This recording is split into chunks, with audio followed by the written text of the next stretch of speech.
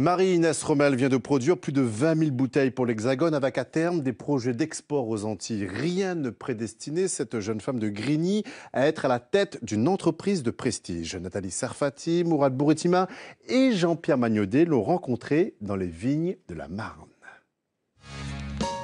Des hectares de vignes, nous sommes au pays du Champagne. Niché au cœur de la vallée, Écueil, c'est dans ce village classé premier cru que Marie-Inès Romel a rencontré ses partenaires, la famille Lefebvre. Ses propriétaires de vignobles ont accepté de la faire rentrer dans le monde fermé du Champagne. C'est ici, dans la coopérative, que tout commence avec la vinification. J'avais jamais eu l'opportunité de rentrer dans une coopérative ou même de voir l'élaboration des champagnes. Donc là, les Lefebvre m'ont permis vraiment d'accéder à tout ça. Et pour moi, c'est vraiment important de connaître ce milieu-là pour vraiment avoir la légitimité qu'on nous demande dans ce domaine. Et puis, j'avais pas non plus envie qu'on me prenne juste pour une arriviste, pas du tout. Et c'est important de connaître ce qui se passe derrière la bouteille.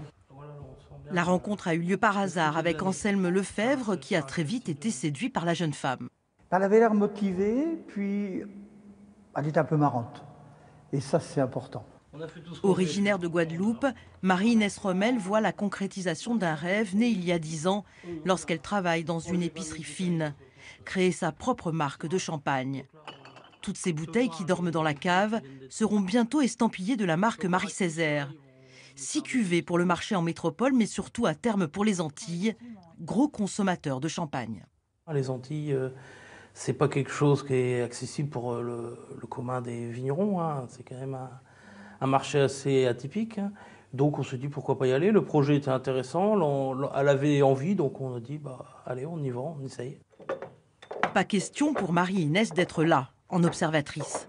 La jeune femme aime mettre la main à la pâte, comme avec cette opération de remuage des bouteilles. Elle a aussi souhaité apporter sa touche antillaise au contenu, un champagne plus dosé en sucre de canne. Ses origines antillaises, elle a voulu qu'elles apparaissent sur les étiquettes.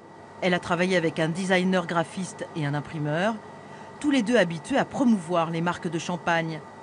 Des mois de réflexion et le grand jour est arrivé, l'impression des fameuses étiquettes.